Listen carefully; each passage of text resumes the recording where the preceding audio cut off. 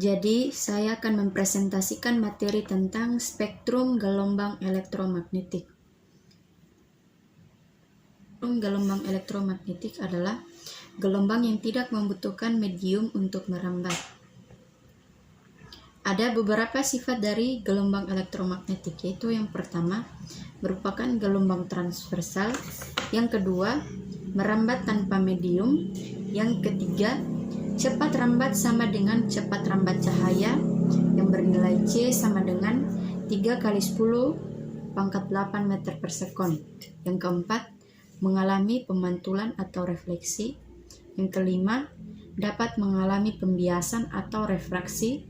Yang keenam, dapat mengalami pelenturan atau difraksi. Yang ketujuh, dapat mengalami perpaduan atau interferensi. Dan yang terakhir, dapat mengalami pengkutuban atau polarisasi. Gelombang elektromagnetik terdiri dari bermacam-macam gelombang yang berbeda frekuensi dan panjang gelombangnya, namun cepat rambatnya sama, yaitu 3 kali 10 pangkat 8 meter per sekon. Nah, di sini untuk mencari cepat rambat gelombang digunakan rumus C sama dengan lambda dikali F. Atau untuk mencari panjang gelombangnya digunakan rumus lambda sama dengan C per F, di mana C itu cepat rambat gelombang dengan satuannya meter per sekon, lambda adalah panjang gelombang dengan satuannya meter, dan F adalah frekuensi gelombang dengan satuannya M. Jadi, frekuensi dan panjang gelombang berbanding terbalik. Semakin besar frekuensinya, maka panjang gelombangnya semakin kecil. Nah, di sini ditampilkan macam-macam gelombang elektromagnetik dengan panjang gelombang dan frekuensinya masing-masing.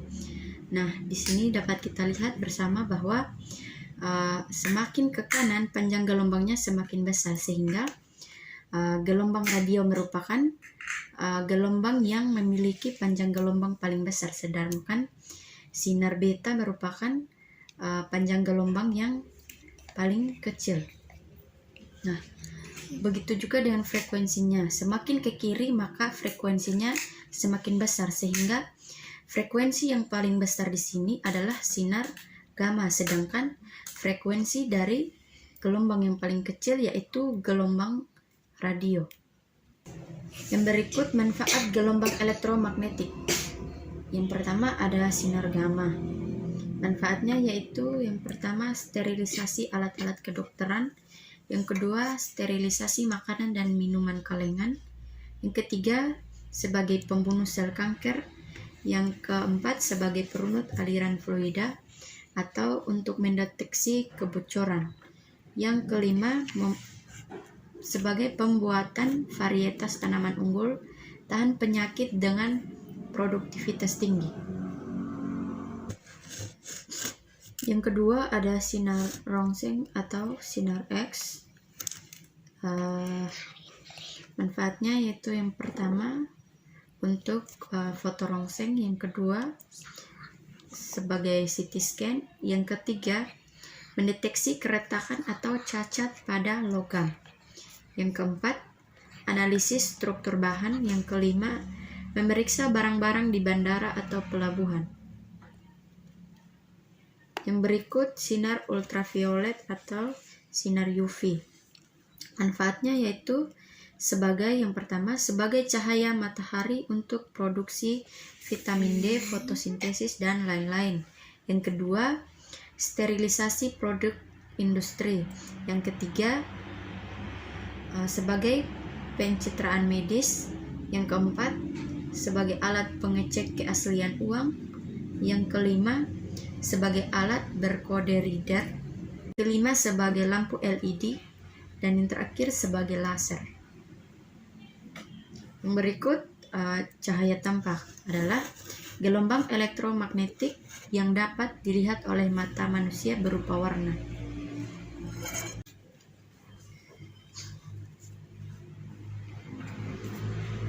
Yang berikut sinar inframerah.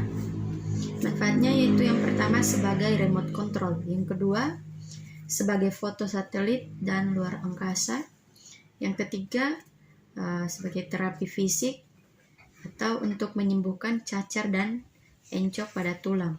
Yang keempat, untuk mendeteksi panas atau termal. Yang kelima, untuk mengeringkan cat kendaraan pada industri otomotif. Yang berikut yaitu radar atau mikro. Sebagai yang pertama, komunikasi radar untuk mendeteksi suatu objek, memandu pendaratan pesawat, membantu pengamatan di kapal laut dan pesawat terbang pada malam hari atau cuaca kabut, serta menentukan arah dan posisi yang tepat. Yang kedua, sebagai oven microwave. Yang keempat, menganalisis struktur atom dan molekul. Dan yang keempat, mengukur kedalaman laut. Yang berikut, gelombang televisi, yaitu sesuai namanya, gelombang ini merupakan gelombang cahaya pada televisi. Dan terakhir yaitu gelombang radio. Nah, gelombang radio ini dimanfaatkan dalam yang pertama, pengiriman pesan kapal selam, yang kedua, transmisi navigasi jarak jauh, yang ketiga, siaran radio komersial, yang keempat, siaran radio amatir, yang kelima, komunikasi pesawat dan kapal, dan yang terakhir, siaran televisi. Selain memiliki manfaat, gelombang elektromagnetik juga memiliki bahaya jika terpapar secara berlebihan. Nah, di sini ada beberapa gelombang elektromagnetik yang berbahaya. Seperti yang pertama, ada gelombang ultraviolet. Nah, bahayanya jika terpapar secara berlebihan, yaitu yang pertama dapat menyebabkan kanker kulit pada manusia. Yang kedua dapat menyebabkan kanker mata. Yang ketiga dapat menyebabkan rendahnya produk ganggang. Yang keempat dapat menghitamkan warna kulit. Dan yang terakhir dapat melemahkan sistem kekebalan tubuh.